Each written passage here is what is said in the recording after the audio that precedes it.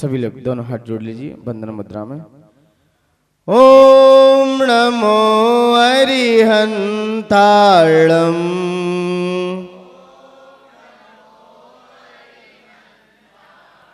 ओम नमो सिद्धाणम,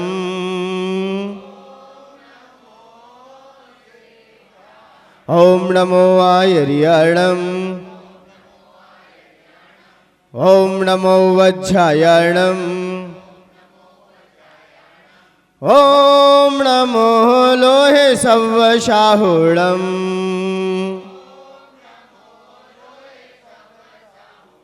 ओम नमो लोहे सव्वशाहुणम। आपने आपको आप में वर लिया,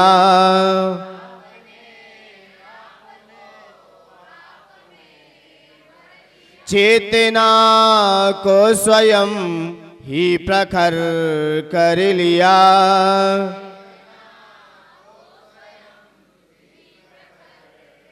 बीतरागी प्रभु हे महावीर जिन,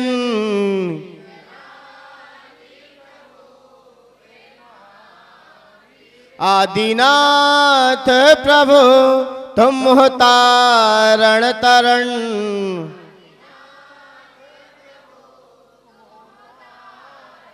आपके द्वै चरण में विनम्र नमन,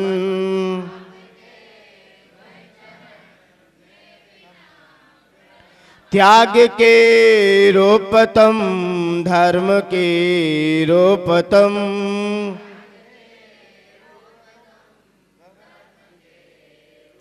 ज्ञान के रूप तुम ध्यान के रूप तुम,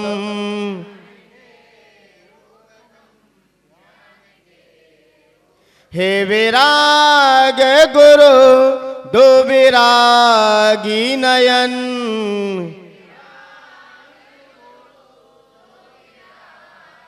हे विनम्र गुरु दो मुझे अवसरण,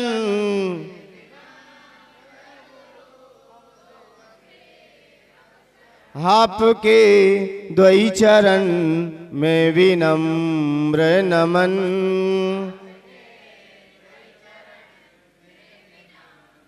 जय बोलिए अनंतानंद सिद्ध परमेश्वरी भगवान के, प्रथम तीर्थंकर श्री ऋषभनाथ भगवान के, चिंतामणि पार्श्वनाथ भगवान के, धर्म तीर्थ शासन नायक अंतिम तीर्थंकर भगवान महावीर स्वामी के, परम पूज्य आचार्य भगवंत गुरु श्री मानतुंग महामुनिराज के, आचार्य भगवंत गुरु श्री विराट सागर जी गुरुदेव के, आचार्य भगवंत गुरु श्री विनम्र सागर जी गुरुदेव के, द्वादशांग जिनवाणी माता के, अहिंसामयी जैन धर्म के।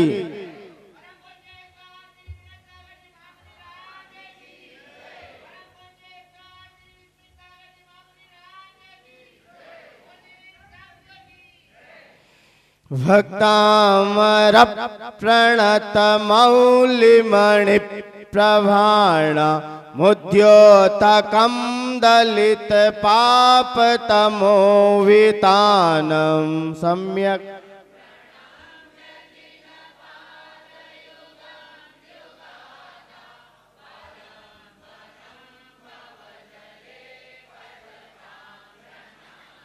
वालं वनं भवजले पततां जनानां,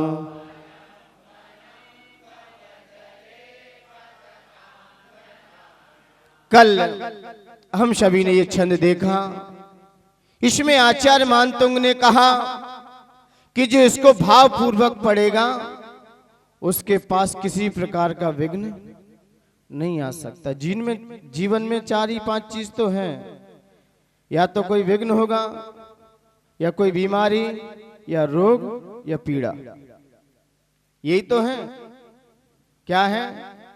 नंबर 1 विघ्न, कोई ना कोई विघ्न अचानक चक्कर आता है, कह के नहीं आता कोई विघ्न, एकदम आएगा, भूकंप आएगा तो ये क्या आ गया हमारे जीवन में? विघ्न आ गया।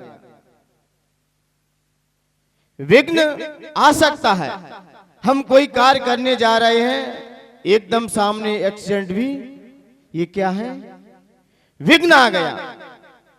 और बीमारी जिंदगी भर लगी रहती, कोई ना कोई बीमारी एक बार लग जाए फिर बीमारी अंदर से निकल नहीं पाती। दूसरा आता है रोग। रोग तो देखा जाए जब तक निर्वाण की प्राप्ति ना हो जाए तब तक जन्म जरा मृत्यु का रोग तो लगा ही है। किसका? जन्म जरा मृत्यु का रोग लगा ही है। और इसके बाद आती है पीड़ा। पीड़ा कुछ समय के लिए आएगी, सर दर्द होगा, ये सब बॉडी की है, सर्व कर्मों के उद्देश्य से आई है। तो आचार्य भगवंत कहते हैं कि इसको भाव पूर्वक आपने पहला छंद पढ़ा तो जैसे ही सम्यक शब्द आएगा आपका सर अपने आप झुक जाएगा, अब कोई नहीं कहेगा आपसे।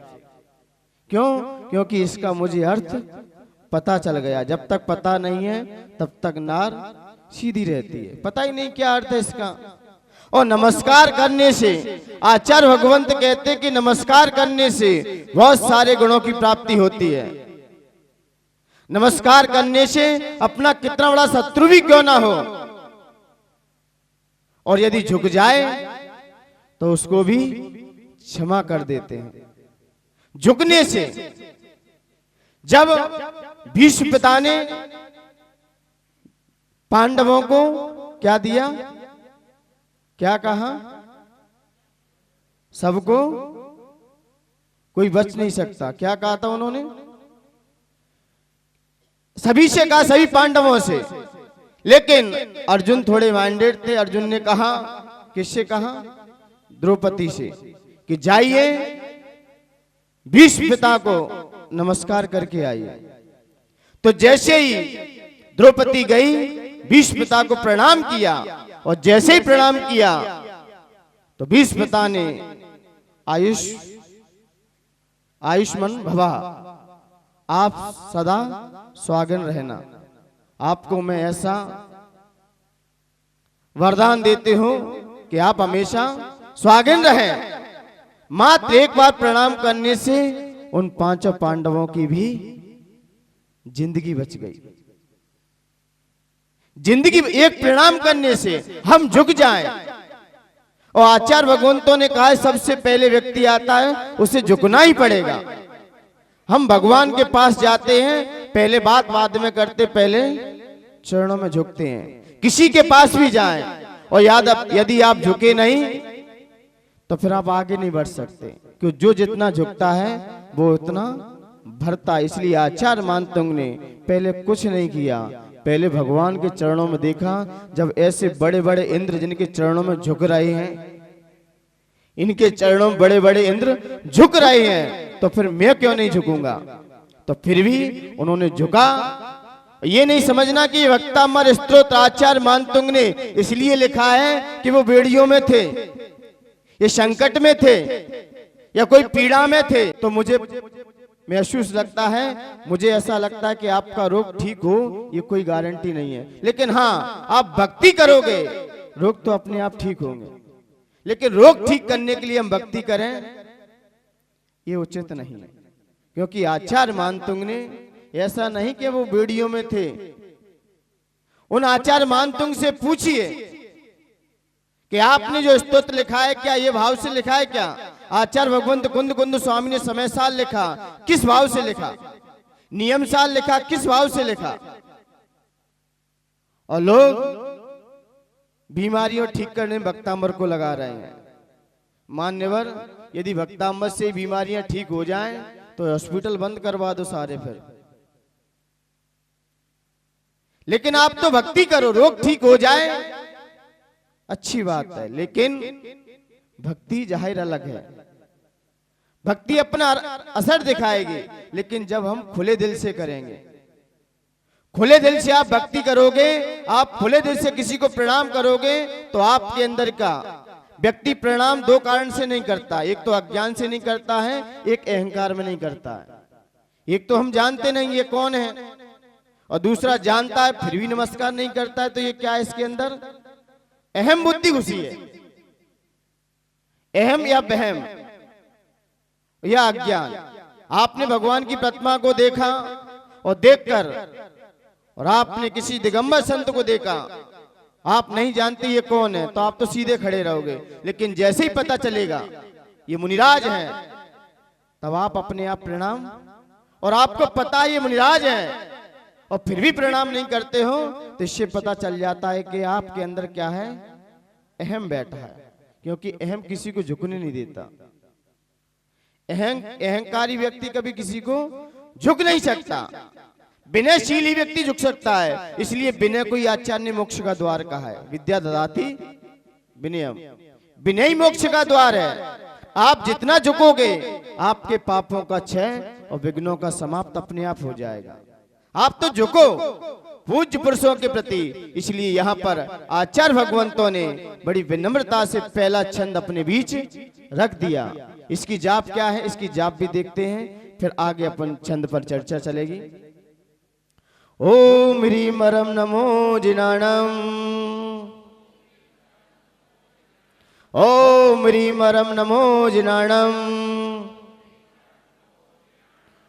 ऐसे मुनिराज जिन्हें जिन संज्ञा प्राप्त है, क्या क्या प्राप्त है, जिन्हें जिन संज्ञा प्राप्त है। जिन संज्ञा का मतलब होता है जैसा जिनेंद्र भगवान के गुण है, वही गुण इन मुनिराज के अंदर है। वही केवल ज्ञान की विभूति इनके पास भी है। इनके पास भी वही केवल ज्ञान है जो चार ज्ञान के धारी हैं। ऐसे मुनिराज जो 2-3 भवों से ही निश्चित निर्वाण को प्राप्त करेंगे। ये मुनिराज कहाँ विराजमान है?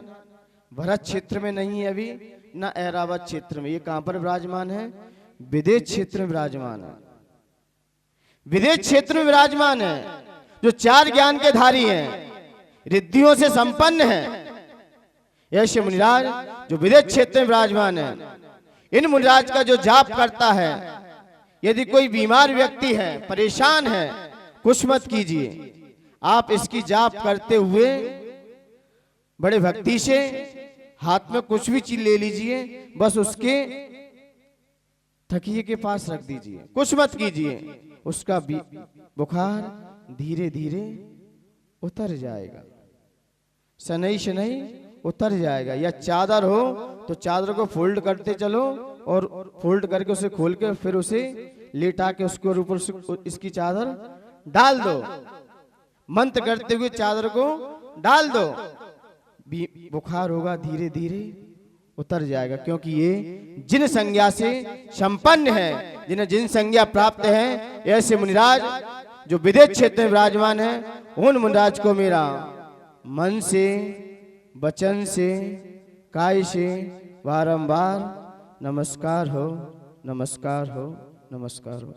आइए अब कौन सा दूसरा छंद, अपन सीधे सीधे दूसरे छंद की ओर चलते हैं। क्योंकि पहला छंद अपना पूर्ण हुआ। आज आचार्य मानतुंग क्या कहना चाहते हैं? उन्होंने नमस्कार तो कर लिया, नमस्कार तो कर लिया, अब आचार्य मानतुंग अब क्या करेंगे, आगे की चर्चा अपन देखते हैं दूसरे छंद में। शुद्ध पड़ेगा भक्तांबर, होगा तेरा ज्ञान प्रखर। शुद्ध पड़ेगा, पाएगा पद अजर अमर, पाएगा पद अजर अमर।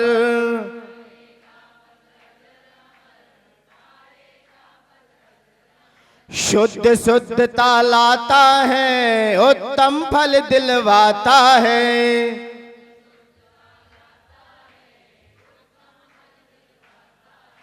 तब ही जीवन में हो, तब ही जीवन में जीवत्व दिलाए रे। भक्तांबर है प्यारा स्रोत, सब मिल गाओ रे। हो भक्तांबर है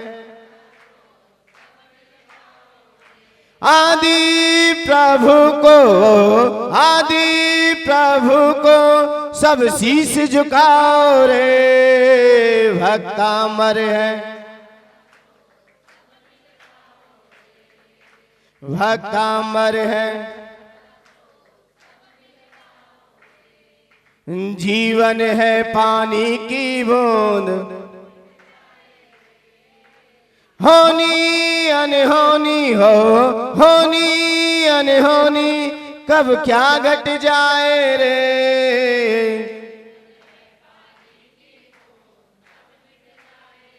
शुद्ध पड़ेगा भक्तांबर, होगा तेरा ज्ञान प्रखर।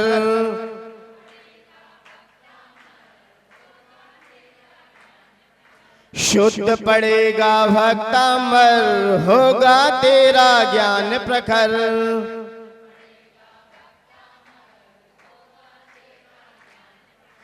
पाएगा पद अजर अमर, पाएगा पद अजर अमर।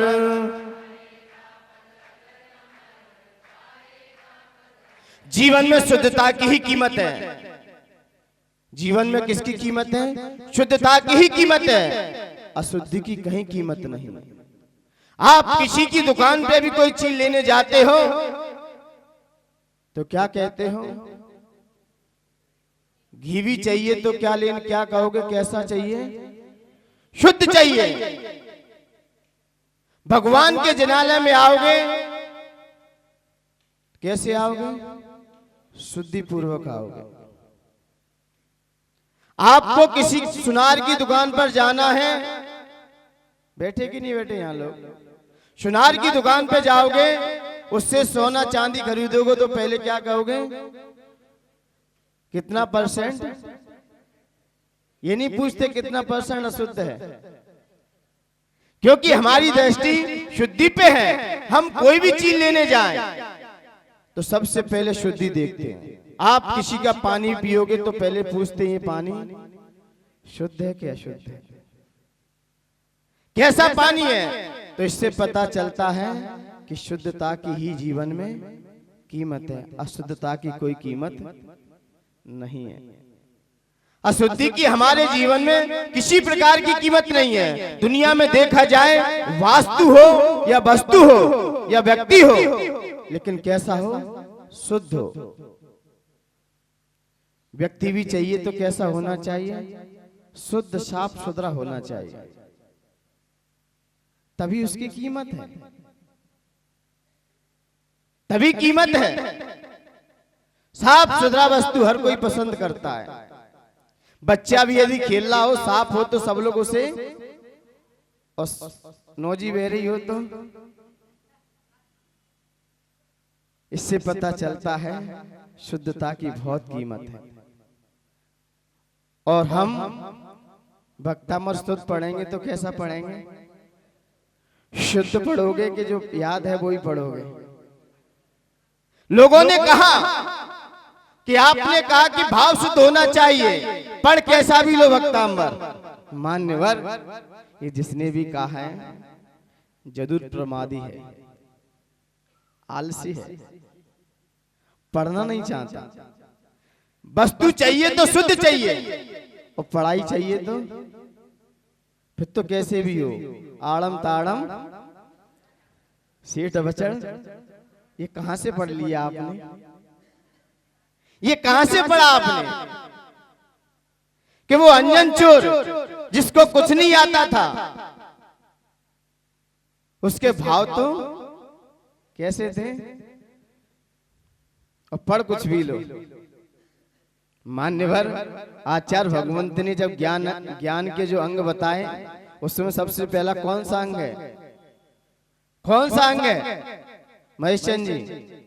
सबसे पहले ज्ञान के 8 अंग है, उसमें सबसे पहला कौन सा है? भावाचार, शब्दाचार। शब्द स्पष्ट होना चाहिए। यदि शब्द आपका अच्छा होगा, आपका भाव भी अच्छा लगेगा। और शब्द ही आपका अच्छा नहीं है तो आप भाव क्या लगाओगे? क्या भाव लगाओगे? आप किसी से गए, दुकानदार से बोला कमा कर दे दो, अब वो क्या देगा तुम्हें? आपने बोला कमा कर दे दो, अब सामने वाला क्या बोला, इसे क्या देगा? अब कौन? मेरे भाव तो शुद्ध हैं। ये क्या बोल रहा है? टमाटर दे दो। और टा की जगह क्या कर दिया उसने? का कर दिया। अर्थ क्या निकल के आएगा और क्या भाव लगेगा? शब्दों से ही पहचान हो जाती कि आप क्या कहना चाहते हो। इसलिए शब्द शुद्ध होना चाहिए। आचार्य पूज्य पाद स्वामी रहे, इन्होंने देखा जाए हम लोगों के ऊपर बहुत बड़ा उपकार किया है। हम किसी उपकारी के उपकार को कभी नहीं भूलना चाहिए। हम हर किसी को धन्यवाद देने की कला हमारे जीवन में होना चाहिए। मैं पूज्य पाद स्वामी को, जितने भी महान आचार्य हैं, सबसे पहले मैं उनका उपकार स्वीकार करता हूं। क्यों? आपको लगता है कि सहज में कोई ग्रंथ लिख जाता है। ग्रंथ लिखने वाले से पूछिए कि कितनी मेहनत हुई है। आपने तो सिर्फ पढ़ लिया, क्योंकि किसी ने कहा कि किसी का परिवार और एक चीज और है, वो याद नहीं आ रही। किसी का परिवार एक ध्यान में नहीं आ रही, आ जाएगी, मैं आपको सिद्ध कर दूंगा। एक परिवार और एक रोटी बनाने वाले से पूछिए, आप किसी की तोड़िए मत, क्योंकि उसकी कीमत परिवार बनाने वाला जानता है कि परिवार कैसे बना हुआ है हमारा। तोड़ने वाले तो बहुत खड़े रहते हैं, बहुत खड़े हैं। रोटी बनती है, कितनी मेहनत लगती थी, पूछो उस गेहूं से, पूछो जाकर। दिन रात गर्मी भी सहन करी, सर्दी भी सहन करी, और फिर बनी तब कितनी मेहनत करी। और आपने तो तोड़ के फेंक दी। मत फेंको, क्योंकि इसके बनाने वाला जानता है कितनी कीमत है। उसके उपकार को सराहना देना चाहिए, धन्यवाद देना चाहिए। आपको ये व्यवस्था मिल गई यहाँ पर, शांड वाले को भी धन्यवाद दीजिए, क्योंकि ये वाणी आपके कानों तक कौन पहुंचा रहा है? कौन पहुंचा रहा है? नहीं, और थोड़ी सी खराब हो जाए तो क्या कहेंगे साउंड वाले से? आवाज ठीक कर, अच्छी नहीं आ रही। अरे आज तो ये कह दो, धन्य हो आप जो वाणी को मेरे तक पहुंचा देते हो। और प्रकाश जी को भी धन्यवाद दे दिया करो कभी कभार, जो साफ सुथरे पे आप बैठे रहते हो ना, ये वही है लोग। आप तो आके बैठ गए। कमेटी वालों को भी धन्यवाद दे दिया करो कभी कभार। क्यों? क्योंकि संत चंदुआ में बैठे या ना बैठे, लेकिन पढ़ने वाले सब चंदुआ में बैठे हैं। ऊपर क्या लगा है? कौन लगा सकता है? किसी शादी पार्टी में जाने, वहां भी नहीं मिलेगा तुम्हें। वो भी कौन से रंग का है? कभी कभार धन्यवाद दिया कि नहीं दिया है कमेटी वालों को? दिया करो, क्योंकि हमारे अंदर उत्साह भरता है। किसी के प्रति हमारे अंदर ईर्ष्या भाव नहीं आ सकता यदि हमारे अंदर उपकारी के उपकार का हमें याद है। कोई भी हो, जब मैं रास्ते से आ रहा था, एक बात घटना है, रास्ते से मैं चल रहा था, एक व्यक्ति मेरे पास दर्शन करने के लिए आया, और वो ऑटो से आया और आकर उसने मेरे पास यात्री को रोक दिया। उसने दर्शन किए, उसने 100 रुपए की जगह 200 रुपए उस ऑटो वालों को दिए और कहा कि आप धन्य हो कि आपने मुझे सही सलामत संत के पास रख दिया, सही सलामत मुझे पहुंचा दिया। ऑटो वाला बोला कि मैं अपने आप को पहले तो छोटा समझता था, लेकिन कहीं ना कहीं देश के लिए मेरा भी थोड़ा सा सहायक हूं, मैं थोड़ा सा देता हूं मैं। लेकिन लोग ऑटो वाले को, गाड़ी वालों को गालियां देते हैं। एक पहला शख्स मिला जिसने मुझे धन्यवाद दिया, लेकिन अधिकांश देखा जाए ऑटो गाड़ी वालियों से लोग क्या कहते हैं? अरे कभी कभार उनको भी धन्यवाद दे दिया करो। ये धन्यवाद देने की कला हमारे जीवन में रही, मुझे लगता है उसका जीवन बहुत ऊंचाई को छू जाएगा। और कमियों को देखते रहे, कमियों पे दृष्टि डालते रहे, वो कभी विकास नहीं कर सकता। कभी कभार आचार्य मानतुंग को भी उठ के दे दिया करो कि भगवान आपने ये स्तोत्र रच दिया है, धन्य है। आप तो चले गए, लेकिन हम लोगों के ऊपर बहुत बड़ा उपकार कर गए। पूज्य पाद स्वामी हुए जिन्होंने हमारे मन वचन काय को तीनों को संभाला। ऐसे ही एक आचार्य हुए हैं पूज्य पाद स्वामी, जिन्होंने हमारे वचन के ऊपर, काय के ऊपर और मन के ऊपर तीनों ग्रंथों का लेखन किया। छोटी सी इतनी उम्र में, कोई ज्यादा उम्र नहीं थी, लेकिन फिर भी उन्होंने अपना समय सदुपयोग करते हुए उन आगे वाले श्रवण और श्रावकों के लिए बहुत बड़ा उपदेश दिया। काय की शुद्धि करने के लिए, हमारा काय किससे शुद्ध हो, इसके लिए उन्होंने सबसे पहले औषधि शास्त्र लिखा। औषधि शास्त्र यदि मिलता है तो आचार्य पूज्य पाद स्वामी ने लिखा, क्योंकि जिसे औषधि का ज्ञान है वो कभी बीमार नहीं हो सकता। औषधि शास्त्र भी मुनिराजों को कहीं ना कहीं दिमाग में रखने पड़ते हैं। और फिर उसके बाद वचन की शुद्धि के लिए उन्होंने कातंत्र व्याकरण लिखी। कातंत्र व्याकरण पूज्य पाद स्वामी की व्याकरण, कहां विभक्ति कौन सी लगना चाहिए, कैसा शब्द कहां से निकलना चाहिए, ये पूरा ध्यान पूज्य पाद स्वामी ने रखा। और मन की शुद्धि के लिए इष्टोपदेश लिख दिया। मन की शुद्धि के लिए, क्योंकि मन शुद्ध होगा तभी आत्मा की भी शुद्धि बढ़ेगी, और जिसकी आत्मा की भी शुद्धि बढ़ेगी उसकी आत्मा परमात्मा के जाके पास पहुंच सकेगी। उस पवित्र आत्मा को भी परमात्मा से जोड़ देगी। पहले शुद्धि जरूरी है। इसलिए पूज्य पाद स्वामी ने हम लोगों के ऊपर बहुत बड़ा उपकार किया। इसलिए ये मत कहना कि आड़म ताड़म कातंत्र व्याकरण लिखने की आवश्यकता नहीं होती, फिर यही तुम रट लेते फिर। और ये शुक्ति जैन दर्शन की नहीं है, ये शुक्ति जहां से भी आई है ये जैन दर्शन की नहीं है। मैंने कई शास्त्रों से, कई आचार्यों से इसकी समीक्षा भी की, बोले ये जैन दर्शन का कहीं प्रमाण नहीं मिला है अभी तक। ये आई है तो अन्य संप्रदायों से आ गई है। ये आड़म ताड़म ये अपनी पद्धति नहीं है। अपने यहाँ तो जितना आप शुद्धता दिखाओगे उतनी विशुद्धि बढ़ेगी।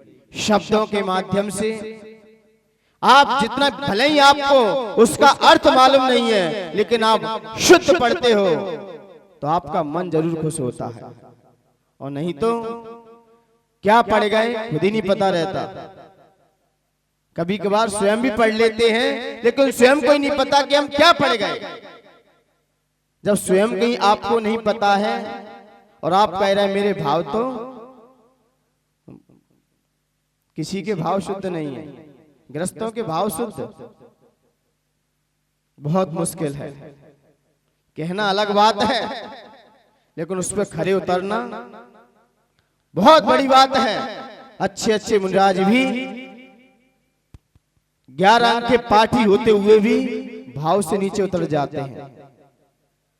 लेकिन हाँ, जिन्होंने अपने भाव शुद्ध को ले लिया है वो अपने ज्ञान को समझ सकते हैं। इसलिए मान्यवर, यहाँ शुद्धता की ही कीमत है, क्योंकि जिस घर की रोटियां और बेटियां शुद्ध होती हैं वहीं पर पवित्र आत्मा प्रवेश करती है।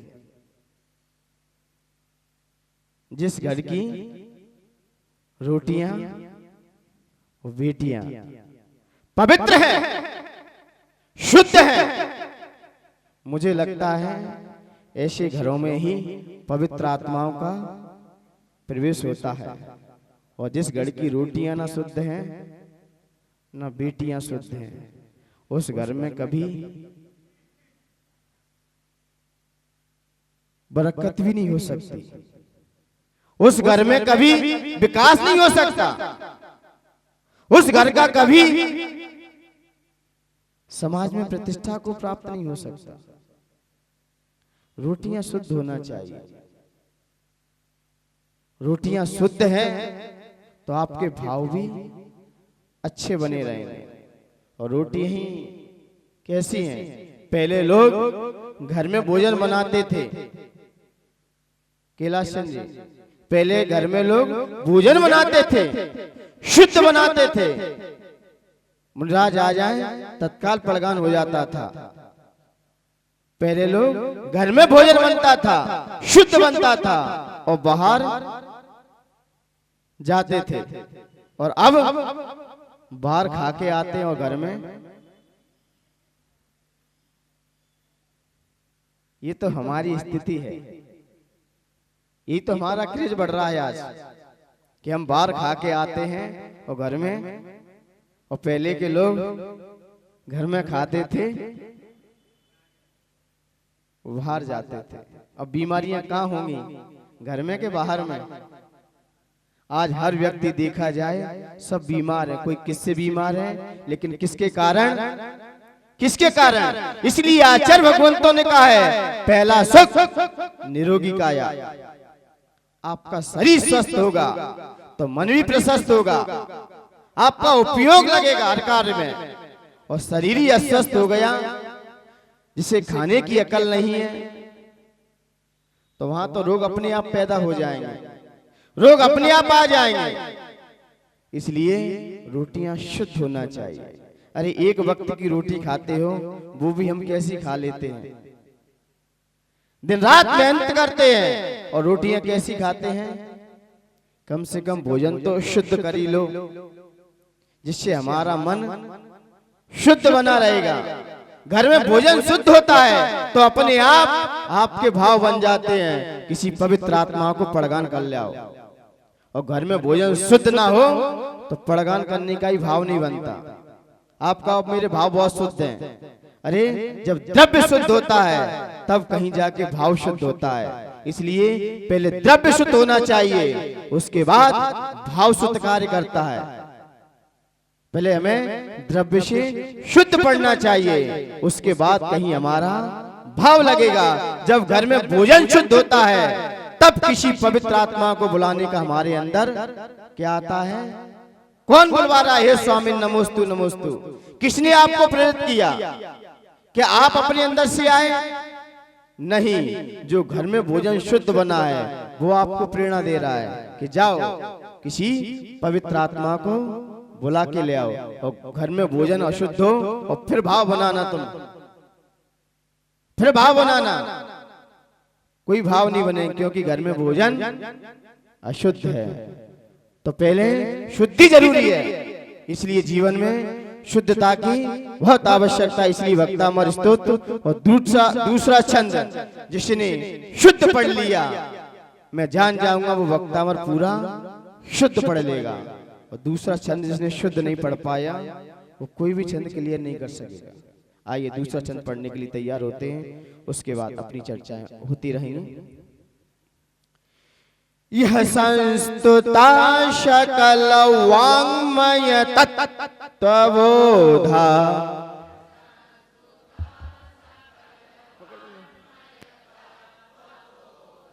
यह संस्तुता सकल वाङ्मय तत्त्वबोधा,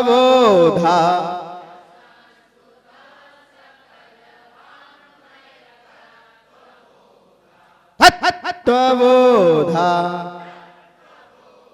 कपाल भांति होगी एक, यहाँ सारे योगा हो जाएंगे। आप तो कपाल भांति हो जाएगी। ये कहां पर? तत्त्वबोधा दुद्भूत बुद्धि पटु भी सुरलोक नाथहि,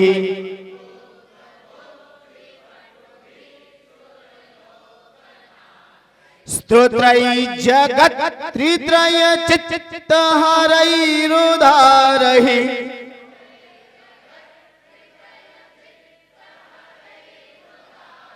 स्तोत्रई जगत त्रित्रय चित्त हरैरुधारहि,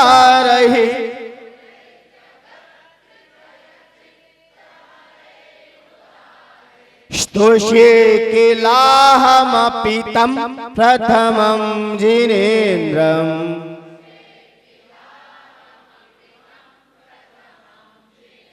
स्तोषे किलाहमपि तं प्रथमं जिनेन्द्रम्। बोलिए एक साथ।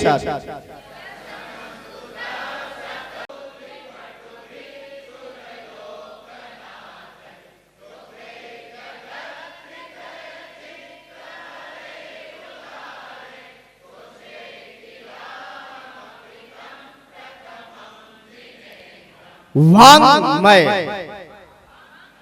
वांग में, वांड में नहीं है।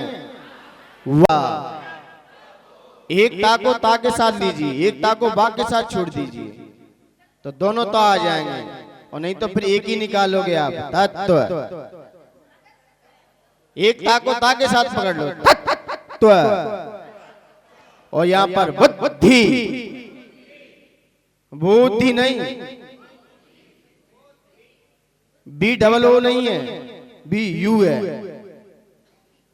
बी यू है, बी डबल ओ नो। और आप लोग क्या बोलते हैं? बुद्धि। छोटा उ है, और फिर ये दा आधा है, दा क्या है? आधा है, तो दा साथ में ही आ जाएगा, बुद्धि, बुद्धि। हाँ, बड़ा उ हो जाएगा, बी डबल ओ लगाना पड़ेगा फिर। तो बुद्धि को बुद्धि में रखो, थोड़ा बुद्धि को बुद्धि लगा के इसका प्रयोग करो। फिर स्तोत्रई, स्तोत्रई नहीं, स्तोत्रई, ई तो है ही नहीं इसमें। स्तोत्रई जगत, स्तोत्रई, स्तोत्रई नहीं है, स्तोत्रई। ई आ रहा है क्या मेरे मुख से? स्तोत्रई। सीटी बजाना सीख जाओ आप तो। सीटी बजाई कि नहीं बजाई आपने? नहीं कि सीटी लेके आओ बाजार से फिर। स्तोत्रई जगत, स्तो से केला हरई रुदारही। बस यहां पर ध्यान देना, आपने ये पकड़ लिया, आपका क्लियर हो जाएगा। हरई, हरे नहीं है, बोलते हरे रुदारे, हरई रुदारही। यहाँ पर कौन कौन से होते हैं? मुंडाज होते हैं, छुल्लक होते हैं, और कौन कौन से होते हैं? लंगूटी लगाए रहते हैं, उनको क्या बोलते हैं? क्या बोलते हैं? क्या बोलते हैं? ऐलक। ऐलक नहीं बोलते, क्या बोलते हैं? ऐलक। आप खड़े हुए तो आपसे क्या कहेंगे सभी लोग? क्या करो? हैं? बैठ जाओ, बैठ जाओ नहीं, बैठ जाओ। ऐसे यहाँ हरई रुदारही, यहां पर ध्यान देना है। कहां पर? एक हरई और एक रुदारही, ठीक है ना? आइए आगे की भूमिका पर आगे चलते हैं। यहां पर इसका फल वही है, क्योंकि मैंने कहा ये पहला छंद और दूसरा छंद दोनों का माइंड है, दोनों के अर्थ एक साथ निकलेंगे। अब आगे अर्थ कुछ और निकालेंगे आचार्य भगवंत। यहां पर कह रहे हैं क्या फल है इसका? सर्व विघ्न विनाशक। किसी प्रकार का विघ्न हो, जो इसकी भक्ति करते हैं वो सारा विघ्न समाप्त हो जाता है। तो ये छंद है सारे विघ्नों का नाश करने वाला। किसी प्रकार का हमारे जीवन में विघ्न हो, ये सारे विघ्नों को क्या कर देता है? नाश कर देता है, कोई भी विघ्न। तो ये छंद है, इसकी जाप है, जाप देखते फिर इसका पुण्य सीधा सीधा अर्थ देखेंगे। ओम ह्रीम रम नमो ओहि जिणाणम, ओम ह्रीम रम नमो ओहि जिणाणम। ऐसे मुनिराज, कौन सा ज्ञान है जिन्हें? अवधिक ज्ञान। कौन सा ज्ञान है? अवधिक ज्ञान है। और वो अवधिक ज्ञान जिसके माध्यम से वो कर्मों की सत्ता को तो जान सकते हैं, कर्मों की सत्ता को जान सकते हैं कि व्यक्ति क्या चल रहा है, लेकिन मन की बात नहीं जान सकते, मन की बात नहीं जान सकते। ये वो अवधिक ज्ञान है जिसके माध्यम से, ये अवधिक ज्ञान कितने प्रकार का होता है? 3 प्रकार का होता है। कौन कौन सा? देशावधि, परमावधि और सर्वावधि। ये तो सिर्फ अवधिक ज्ञान है। ये क्या है? कौन सा है? अवधिक ज्ञान। अवधिक ज्ञान के 3 भेद है, देशावधि, परमावधि और सर्वावधि।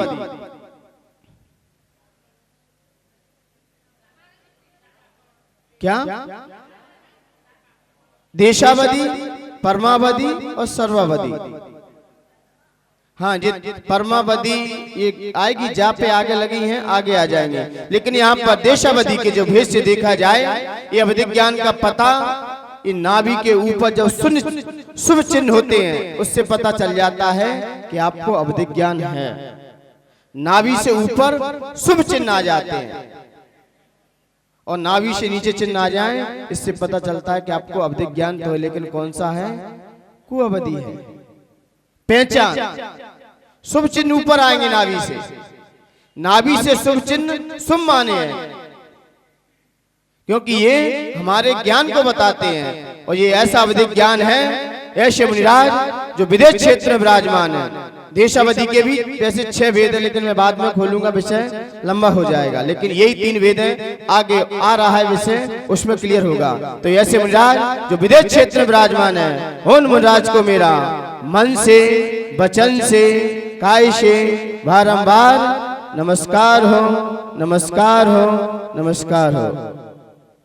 अब आते इसका क्या है अर्थ देखते। सिर्फ यहाँ पर आचार्य मानते दूसरे छंद में क्या दर्शाएंगे, क्या भावना है उनकी।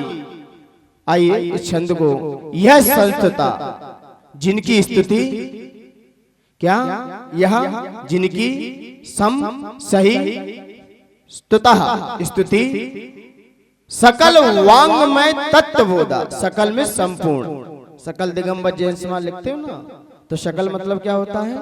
संपूर्ण। वांगमय द्वादशांग, वांगमय का मतलब द्वादशांग, तत्वबोधा संपूर्ण शास्त्रों के क्या है वो ज्ञाता। कौन? सुरलोकनाथई। कौन? सुरलोकनाथई, जो संपूर्ण शास्त्रों के क्या है वो ज्ञाता है। और दुधभूत बुद्धि पटुभी उत्पन्न हो गई है जिनकी बुद्धि। बुद्धि कैसी है? पटुभी, चतुर है। कैसी है? विशिष्ट है, चतुर है। वो सभी क्या इंद्र कैसे हैं? चतुर है। इनकी बुद्धि चतुर है और बुद्धि उत्पन्न हो गई है, उद्भूत उत्पन्न हो रही है। किसके लिए? किसके लिए? स्तोत्रई जगत, स्तुति करने के लिए जिनकी बुद्धि क्या है? प्रखर है। यह बुद्धि उत्पन्न हो गई है किसके लिए? स्तुति करने के लिए। स्तोत्रई जगत, स्तोत्रई जगत, यह स्तोत्र जगत त्रित्रय, तीनों जगत के प्राणियों को चित्त हरई लगा रही। तीनों जगत के प्राणियों का चित्त को क्या करेगा? ये हरण करेगा। चित्त को हरण कौन करता है? जिनेंद्र भगवान की वाणी। आपको यहां तक कौन खींचता है? कौन खींचता है यहां तक? आपकी बुद्धि को कौन खींचता है यहां तक? जैसे इस घड़ी में 8:30 बजते हैं, 8 बजते हैं, तो आपका मन कहां दौड़ने के लिए होता है? कौन खींच रहा है? क्या कोई कहता है आपसे? कहते हैं तेरी सूरत में वो जादू है, बिन डोर खिंचा आता हूं। हे भगवान, आपकी सूरत में वो जादू है, कोई डोर नहीं है, फिर भी खिंचे आते हैं। किसके कारण? क्योंकि आपकी वाणी, आपका गुणानुवाद मुझे खींच रहा है, मेरे चित्त को क्या कर रहा है? हरण कर रहा है। क्योंकि चित्त को हरण करने वाले सिर्फ दिगंबर संत ही हैं। वित्त को हरण करने वाले तो कई बैठे हैं। वित्त को हरण करने वाले कई हैं, कई भगवान भी हैं, कई गुरु भी हैं, जो सिर्फ पैसे से मतलब रखते हैं। सिर्फ धन चाहिए, आपका काम हो या ना हो, हमारा खर्चा रख जाओ बस। तो इसने आपके चित्त को हरण किया कि वित्त को हरण किया? और यहाँ पर आचार्य मानते हैं किसको हरण कर रहे हैं? चित्त को हरण कर रहे हैं। वित्त की आवश्यकता नहीं है, इसलिए इस स्तोत्र में क्या कह दिया? चित्त हरई रुदा रही। क्या आपका यह स्तोत्र सभी को क्या करेगा? चित्त को हरण करेगा। स्तोषे तो मैं भी, किला किल अहम निश्चय से अहम मैं अपि भी तम उनकी प्रथमम जिनेन्द्रम, मैं उन प्रथम जिनेन्द्र की स्तुति मैं भी निश्चय से करूंगा। कर नहीं रहा हूं, धर्म किया नहीं जाता, धर्म तो धर्म किया नहीं जाता, किया नहीं जाता, ये करने का नहीं है काम, ये तो होगा, ये तो हो जाएगा। ये किया नहीं जाता और किया जा रहा है तो वो धर्म नहीं है, वो कोई कर्म है, क्योंकि कर्म किया जाता है। धर्म कोई करने की चीज नहीं है, क्योंकि धर्म तो हमारा स्वभाव है, और जो किया जाएगा वो कर्म है। वो कोई ना कोई कर्म का बंध कराएगा, या तो पुण्य या पाप, लेकिन धर्म कोई कर्म नहीं है, धर्म स्वभाव है। तो यहाँ पर आचार्य मानतुंग ने कहा कि मैं भी आपकी स्तुति करूंगा। क्यों? जब द्वादशांग के ज्ञाता इंद्रों के द्वारा आपकी स्तुति की जा रही है। द्वादशांग के ज्ञाता है, द्वादशांग का मतलब क्या है? संपूर्ण शास्त्र के ज्ञाता हैं, कोई भी शास्त्र उनसे बचा नहीं है। कोई पूछे कि द्वादशांग में कितने पद होते हैं, क्या द्वादशांग में कितने पद होते हैं? पूरे द्वादशांग में कितने पद होते हैं? कितने पद होते हैं? 112 करोड़ 83 लाख 58,005 पद होते हैं।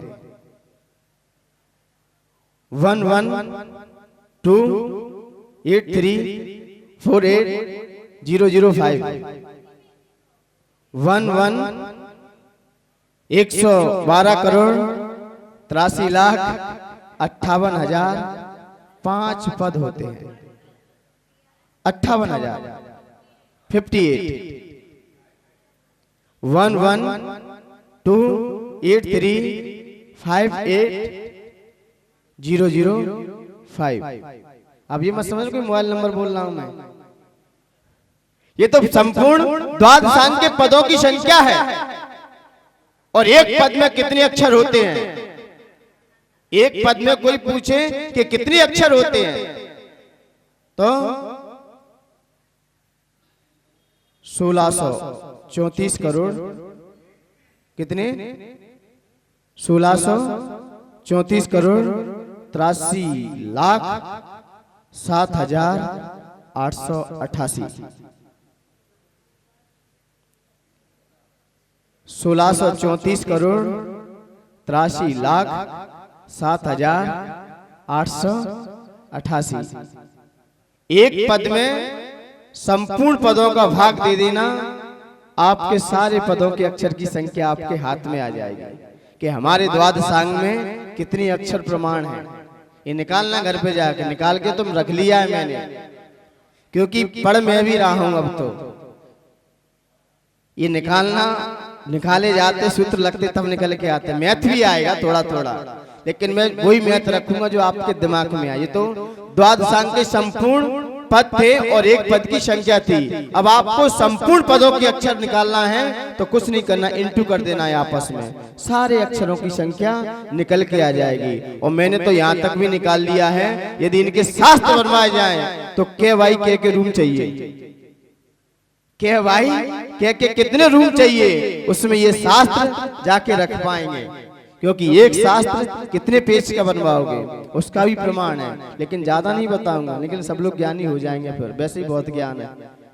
लेकिन ये विषय बोर्ड का रहता है, दोपहर की क्लास में जिसको समझना हो क्लियर हो जाएगा, लेकिन मंच से सिर्फ इतना ही होगा, ठीक है ना। ये सारा विषय द्वादशांग के पद और अक्षर अपन ने देख लिए। ये संपूर्ण द्वादशांग के ज्ञाता थे और फिर भी उनकी स्तुति करने के लिए क्या है, तैयार हैं। क्या हुए हैं? तैयार हो गए हैं। भगवान की यह संतुता जिनकी समीचीन स्तुति कौन कर रहे हैं? सकल वांग्मय तत्वबोधा, जिनको संपूर्ण शास्त्रों का ज्ञान है, सकल वांग्मय है। ऐसे कौन? इंद्र। इंद्र भगवान की स्तुति कर रहा है। कौन है? सौधर्म इंद्र है। सुरलोकनाथई, वो ही है जो भगवान की स्तुति करता है इसी भक्ति के कारण। वो अरे वो तो छोड़ो, उसके कार्यकाल में 40 मील उसकी सची कहां चली जाती है? किसके कारण? भक्ति के कारण। क्योंकि भक्ति ऐसी है, क्योंकि भक्ति होगी हमारे अंदर तो हमारे अंदर सब कुछ ले सकते हैं। भक्ति कभी रोगों को पैदा नहीं करने देगी। जितने भी ऋषियों पे चर्चा डाली जाती है, देखा जाता है जिन जिन पे संकट आया सबने भक्ति का ही सहारा लिया, चाहे आचार्य मानतुंग हो और चाहे आचार्य वादीराज स्वामी जी भी क्यों ना हो। वादीराज और भी हैं, आचार्य कुमुद चंद्र आचार्य, कुमुद जो कल्याण वंद स्तोत्र के रचयिता रहे, और भी हैं, सिर्फ भक्ति का इशारा लिया है और भक्ति में भी गुणों का ही अनुवाद किया है, गुणों का ही इशारा लिया है। लोगों ने कहा कि इसमें तो भगवान के शरीर की प्रशंसा है। किसकी प्रशंसा है? शरीर की है। मान्यवर आलम्बन तो लेना ही पड़ेगा, क्योंकि ये शरीर में ही गुण है। जब कोई प्रतिमानियों के ग्रंथ लिखे जाते हैं, किसी के ऊपर लिखे जाएंगे तो पहले उसके नगरी की रचना होती है, उसकी नगरी कैसी है। और नगरी से क्या मतलब है? क्या मतलब है? नगरी की रचना होती है, फिर उसके महल की रचना होती है, महल के बारे में खोला जाता है, फिर कहीं उस व्यक्ति के व्यक्तित्व के बारे में चर्चा की जाती है। पहले तो बाहर से ही उसकी प्रशंसा तो करनी पड़ेगी। तो इसलिए यहाँ पर ये आचार्य मानतुंग की भक्ति कैसी है? लोगों ने कहा भक्तामर स्तोत्र किससे पढ़ना चाहिए? किससे पढ़ना चाहिए? भाव से पढ़ना चाहिए? नहीं। आचार्य मानतुंग ने यह स्तोत्र कहा कि भाव से कभी भक्तामर मत पढ़ना, क्योंकि भाव से कोई पाप नहीं होते। पाप होते हैं तो योग से होते हैं। पाप किससे होते हैं? योग से होते हैं। भाव आपके कितने भी कहीं भी जाते रहे, कोई अंतर नहीं आएगा। अंतर पड़ेगा तो आपके योगों से पड़ जाएगा। इसलिए तो कहा है छेड़ाला कान ने, भाव को संभालो मत, त्रियोग संभालो। नमो त्रियोग, अपने योगों को संभालो। आपके योग संभल गए तो भाव तो अपने आप समझाएंगे। उसको संभालने की आवश्यकता नहीं है, क्योंकि दुनिया के जो सांसारिक पाप हैं वो भाव से नहीं हुए हैं, वो योग से हुए हैं। तो भक्ति करनी है योग से कीजिए, भाव से मत करना भक्ति। क्योंकि संसार में जितने भी पाप हैं वो किससे होते हैं? किससे होते? या तो मन से होंगे, या वचन से होंगे, या फिर काय से होंगे। भाव तो उसमें समाहित है, भाव तो बैठा है, लेकिन हो किससे रहे? जिससे हुआ है पाप, उसी से भक्ति कीजिए। जिस पद्धति से आपको अपने जीवन में लॉस हुआ है, उसके लिए उन्हीं भावों से आप प्रॉफिट कमाने का भाव रखिए, जिससे हुआ है। क्योंकि भाव किसी को नहीं पता, योग सबको पता है कि आपका क्या चल रहा है, वचन से आप क्या कहना चाहते हो। क्योंकि आचार्य भगवंत गुणभद्र स्वामी ने, शायद गाथा नंबर मुझे याद नहीं आ रही, एक गाथा में कार्यक्रम उन्होंने भक्ति करते हुए, शायद महापुराण में एक गाथा आई थी। महापुराण के अंदर जिनसेन स्वामी ने महापुराण के अंदर एक बात लिखी। उन्होंने कहा कि हे भगवान, मैं आपकी स्तुति वंदना करता हूं। किसके लिए? त्रियोग का निरोध करने के लिए मैं आपकी स्तुति कर रहा हूं, वंदना कर रहा हूं। किसके लिए? त्रियोग को निरोध करने के लिए। लेकिन जब मैं आपकी भक्ति करूंगा, पूजन करूंगा, आराधना करूंगा, तो मैं फिर अपने योग को रोक नहीं सकूंगा। फिर मैं अपने योग को रोक नहीं सकूंगा। फिर तो मैं आपकी भक्ति योग से करूंगा, नाचूंगा, गाऊंगा और मन से स्तुति करूंगा, फिर मैं संभाल नहीं सकता, क्योंकि भक्ति है। क्योंकि भक्ति ये कौन सी भक्ति है? द्वैत भक्ति है कि अद्वैत भक्ति है? कौन सी भक्ति है? द्वैत भक्ति है कि अद्वैत भक्ति है? ये द्वैत भक्ति है। कौन सी है? द्वैत भक्ति है। अद्वैत भक्ति वो होती है कि हम अपने आप में ही चर्चा करें, अपने आप में ही रखें। और आचार्य मानतुंग ने भक्ति की है, ये द्वैत भक्ति है। क्यों? क्योंकि इसमें मैं भी हूं और भगवान भी है। और जब व्यक्ति अपने आप में ठहर जाए वह अद्वैत भक्ति है। लेकिन पहले हमें द्वैत भक्ति का सहारा लेना ही पड़ेगा। पहले हमें सामने वाले का सहारा लेना ही पड़ेगा, तब कहीं जाके अद्वैत भक्ति पर हम पहुंच सकते हैं। पहले तो हमें द्वैत भक्ति करनी पड़ेगी। और द्वैत भक्ति में दो की आवश्यकता होती है, भक्त की और भगवान की। और जब अद्वैत भक्ति होगी तो या तो भक्त रहेगा या फिर भगवान रहेगा। फिर दो चीज नहीं हो सकती, क्योंकि एक म्यान में एक ही तलवार रहेगी। क्योंकि अभी भक्त है, भगवान नहीं बना है, लेकिन बीच में भक्ति आ जाएगी तो भक्त हट जाएगा, फिर भगवान का रूप ले लेगा वही भगवान। वही भक्त किसका रूप लेगा? भगवान का रूप ले लेगा। किसके माध्यम से? भक्ति के माध्यम से। भक्ति बीच में है, भक्त भक्ति भगवान दोनों एक साथ नहीं हो सकते। अभी भक्त हो, अभी भगवान नहीं हो। और जिस दिन आप भगवान बन जाओगे तो भक्त हट जाएगा। और जब भी कोई भगवान बनेगा तो भक्ति के माध्यम से ही बनता है। क्योंकि कहा है भक्ति मुक्ति दाता, भक्ति ही जीव को संसार से मुक्त कराती है। किसी के प्रति भक्ति होती हमारी, हर जीव की अलग अलग भक्ति है, लेकिन जिसकी जहां रुचि होती है वो उसी की भक्ति करता है। जहां जिसका समर्पण होता है वो उसी की भक्ति करेगा। और इसमें दूसरे चंद में आचार्य भगवंत ने समर्पण भाव ही रखा है, क्योंकि सबसे पहले समर्पण देना पड़ता है। कोई भी हो, सबसे पहले आपको कहीं भी जाओ समर्पण भाव तो देना ही पड़ेगा। और समर्पण भाव भी आपके अंदर बहुत कुछ भर देगा। अहम भाव कुछ नहीं बढ़ेगा, अहम भाव कुछ नहीं भरेगा, समर्पण भाव सब कुछ भर देगा। वो जानते हैं जब तक हम सामने वाले को अपना जीवन समर्पण नहीं करेंगे तब तक हमारा विकास नहीं हो सकता। विद्यार्थी को भी स्कूल के प्रति समर्पित होना पड़ता है, शिक्षकों के प्रति समर्पित होना पड़ता है। वही विद्यार्थी उच्च शिखर पे जाके पहुंच जाता है। आप देखिए ना, गृहस्थों में भी पुरुष भी ससुराल जाता है और लड़कियां भी ससुराल आती हैं। आती कि नहीं आती हैं? वो भी ससुराल आती हैं और लड़के भी ससुराल जाते हैं। लड़कियां आते ही घर की क्या बन जाती हैं? मालकिन बन जाती हैं। और पुरुष एक बार नहीं 100 बार ससुराल जाए, वहां के एक चीज का भी मालिक नहीं बन सकता,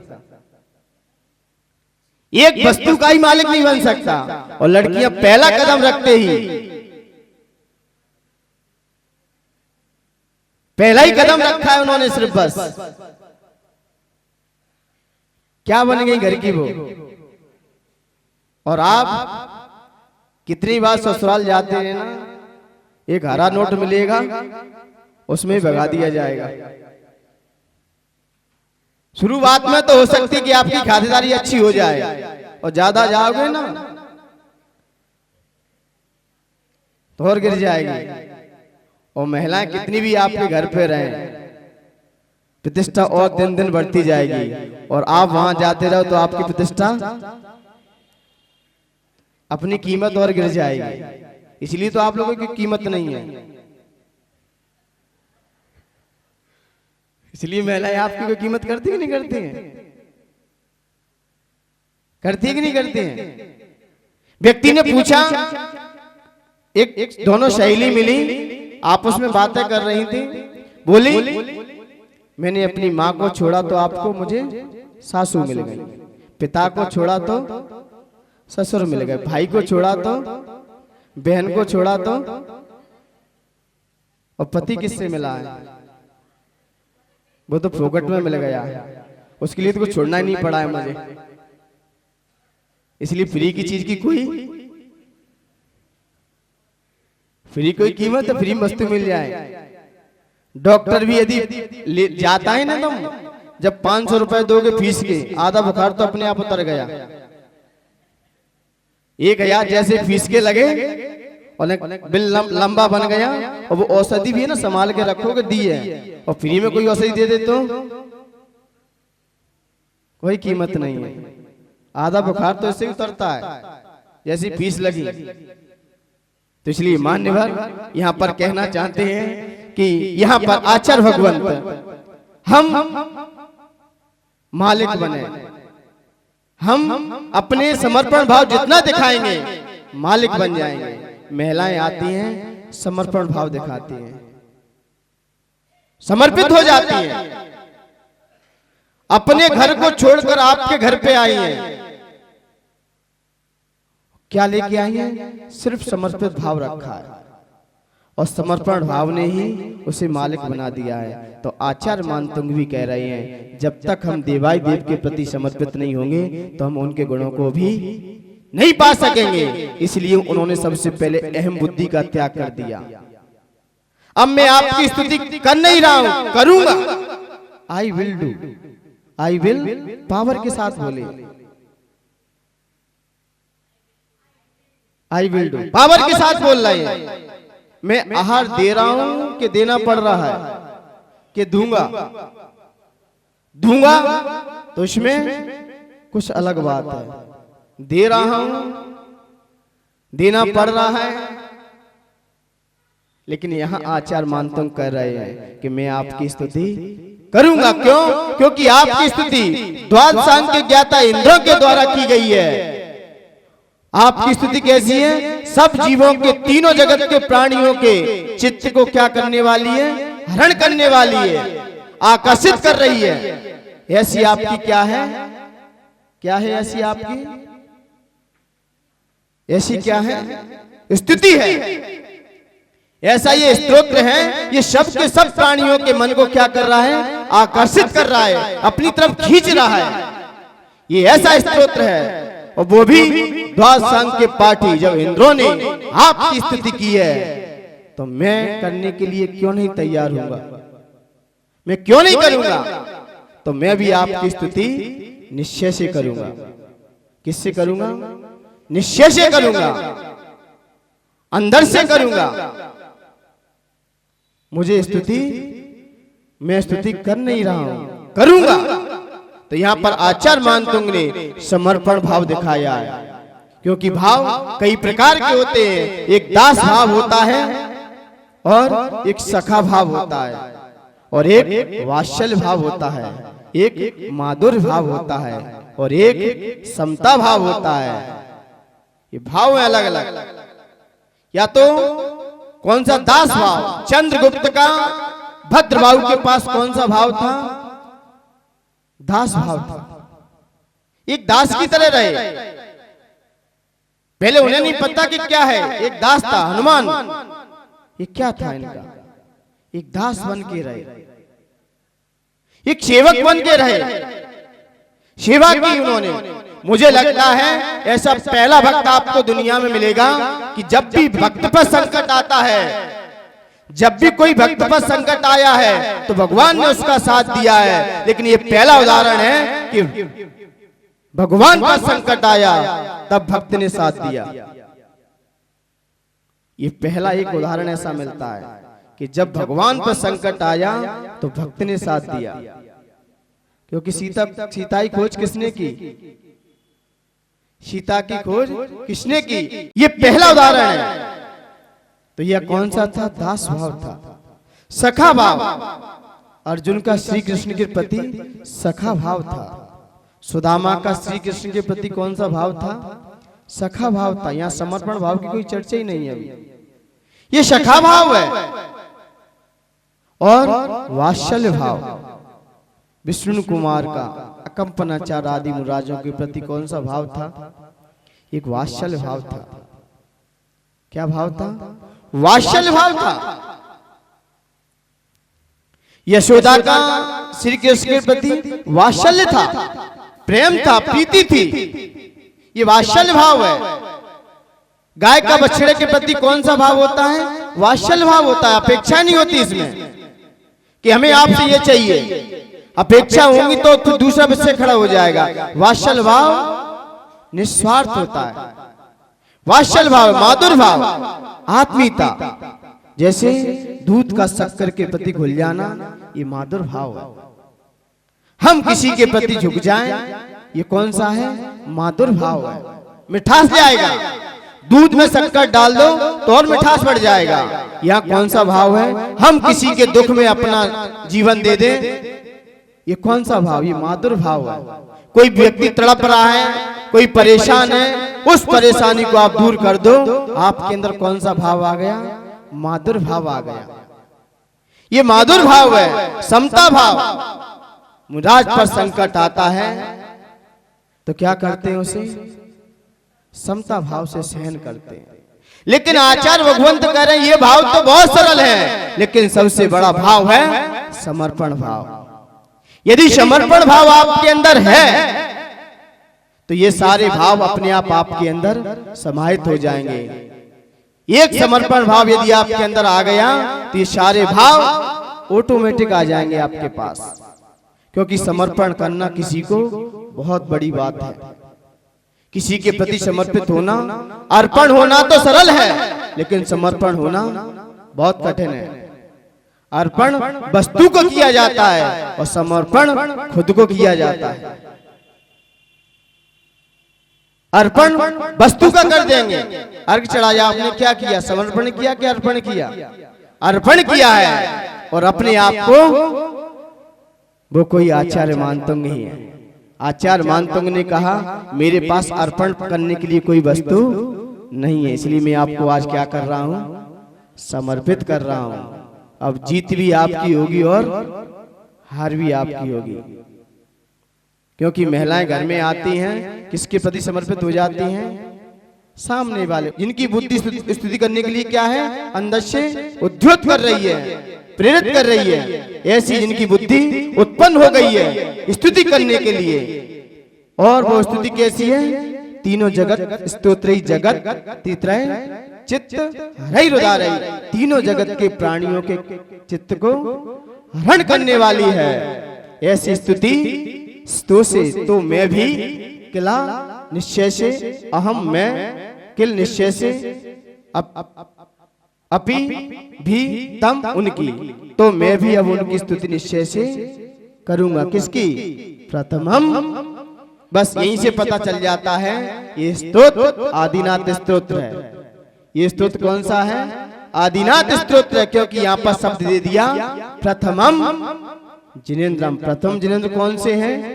आदिनाथ भगवान। अब यहाँ से पता चल जाएगा कि स्तुति ये आदिनाथ भगवान की है। इसलिए फीड करने के लिए अपन तैयार होते हैं।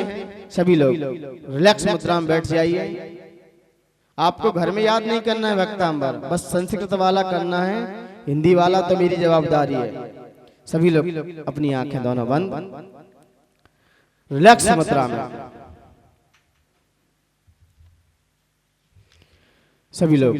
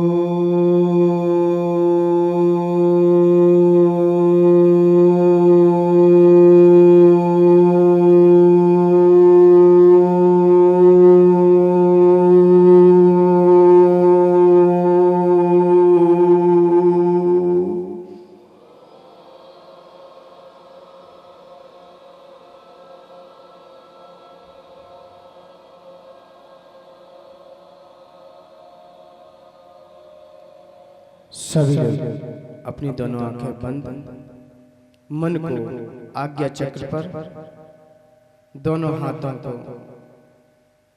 योग की मुद्रा में रखते हुए मेरी बात सिर्फ 2 मिनट के लिए उपयोग से सुनने का प्रयास। हे भगवान, सबके चित्त को हरण करने वाली, हे भगवान, सबके चित्त को हरण करने वाली आपकी सुंदर स्तुति, हे भगवान, सबके चित्त को हरण करने वाली आपकी सुंदर स्तुति द्वादशांग के ज्ञाता इंद्रों के द्वारा की गई। हे भगवान, सबके चित्त को हरण करने वाली, हे भगवान, सबके चित्त को हरण करने वाली आपकी सुंदर स्तुति द्वादशांग के ज्ञाता इंद्रों के द्वारा की गई। तो मैं भी आपकी स्तुति निश्चय से करूंगा, तो मैं भी आपकी स्तुति निश्चय से अवश्य करूंगा। हे भगवान, सबके चित्त को हरण करने वाली, हे भगवान, सबके चित्त को हरण करने वाली आपकी सुंदर स्तुति द्वादशांग के ज्ञाता इंद्रों के द्वारा की गई। तो मैं भी आपकी स्तुति निश्चय से करूंगा। हे भगवान, सबके चित्त को हरण करने वाली आपकी सुंदर स्तुति द्वादशांग के ज्ञाता इंद्रों के द्वारा की गई। तो मैं भी आपकी स्तुति निश्चय से करूंगा। अंतिम बात, हे भगवान, सबके चित्त को हरण करने वाली आपकी सुंदर स्तुति, हे भगवान, सबके चित्त को हरण करने वाली आपकी सुंदर स्तुति द्वादशांग के ज्ञाता इंद्रों के द्वारा की गई। तो मैं भी आपकी स्तुति निश्चय से करूंगा। मेरे साथ बोलना, हे भगवान, जोर से, हे भगवान, सबके चित्त को हरण करने वाली आपकी सुंदर स्तुति द्वादशांग के ज्ञाता इंद्रों के द्वारा की गई। तो मैं भी आपकी स्तुति करूंगा। हे भगवान, सबके चित्त को हरण करने वाली आपकी सुंदर स्तुति, फास्ट बोलिए, जोर से बोलिए, हे भगवान, सबके चित्त को हरण करने वाली आपकी सुंदर स्तुति द्वादशांग के ज्ञाता इंद्रों के द्वारा की गई। तो मैं भी आपकी स्तुति निश्चय से करूंगा, तो मैं भी आपकी स्तुति करूंगा। दोनों आंखें खोल लीजिए और हाथ को थोड़ा मलिए। जहां पर आपके कोई रोग हो, शोक हो, आप वहां पर लगा सकते हैं।